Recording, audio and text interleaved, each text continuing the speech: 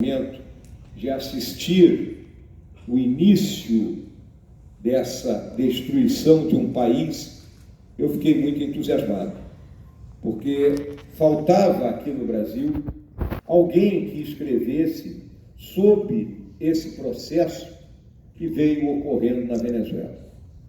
Não foi um processo que começou no dia de ontem, foi um processo que veio ao longo aí dos últimos 50, 60 anos. Em todos os lugares do mundo onde essa forma de conduzir os destinos de um país buscou ser implementada, ela resultou em morte, resultou em pobreza, resultou em retrocesso, resultou principalmente em arbítrio contra os direitos humanos. E aí nós vemos a desonestidade intelectual daqueles pseudo-defensores dos direitos humanos que há umas semanas atrás estavam reunidos lá em Caracas como se nada tivesse acontecendo naquele país.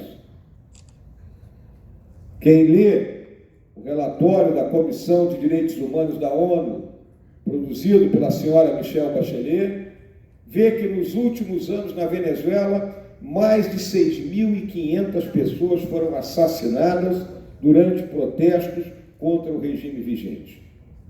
Até hoje, nesse nosso país, e aqui eu digo que o morto é um morto, e o morto é ruim para qualquer pessoa. Choramos a morte de 440 pessoas que atacaram o Estado brasileiro e 120 que o defenderam. 560 pessoas num país que na época tinha 90 milhões de habitantes. Mas os mortos da Venezuela, esses não merecem ser chorados. Porque são mortos da direita.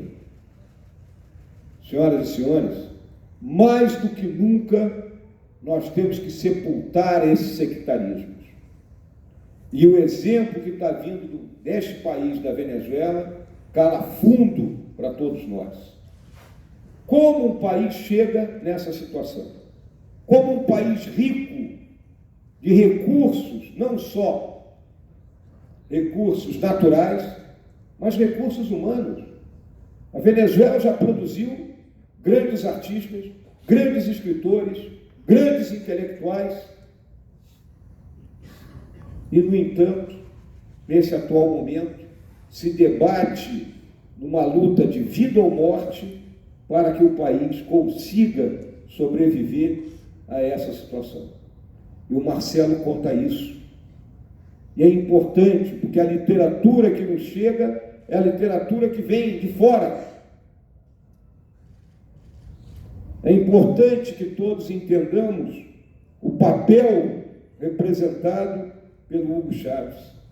É importante que todos entendamos por que o nosso presidente Jair Bolsonaro de vez em quando diz, e é muito criticado, que a liberdade e a democracia em um país são garantidas por suas forças armadas.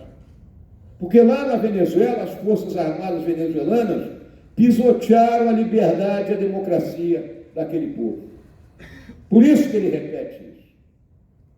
A espinha dorsal desse projeto de dominação que existe dentro da Venezuela passa exatamente pelas forças armadas daquele país. E por isso que muitas vezes, e nos mais diferentes fóruns, eu disse que isso não quer acontecer no nosso país. Porque as nossas forças armadas são democráticas. As nossas forças armadas acreditam nos princípios e valores que o Marcelo aprendeu quando estudou no Colégio Militar e na Escola Preparatória. E, portanto, esse país jamais vai passar por que os nossos irmãos estão passando. 4 milhões de venezuelanos estão fora desse país. Os que tinham mais recursos foram para a Europa, foram para os Estados Unidos. Parcela da classe média está nos países, nossos vizinhos, de língua hispânica. E os mais pobres estão atravessando a grande sabana para chegarem em Roraima na busca de auxílios básicos, um pouco de alimento, saúde e um pouco de educação. Esse processo não tem solução de curto prazo. Esse processo está submetido à pressão de atores internacionais. Cuba, com seus 20 mil membros que estão lá dentro, controlando as milícias e o sistema de inteligência e aterrorizando, digamos assim, a parcela boa da Força Armada venezuelana. Rússia, que fornece o armamento e que vê na crise venezuelana uma oportunidade de colocar um canivete na barriga dos Estados Unidos da América. E a China, que aguarda receber os recursos que lá investiu. A comunidade internacional tem que buscar a solução. A comunidade internacional tem que dialogar. As pressões estão sendo feitas. Hoje, os Estados Unidos aumentou, escalou essa pressão.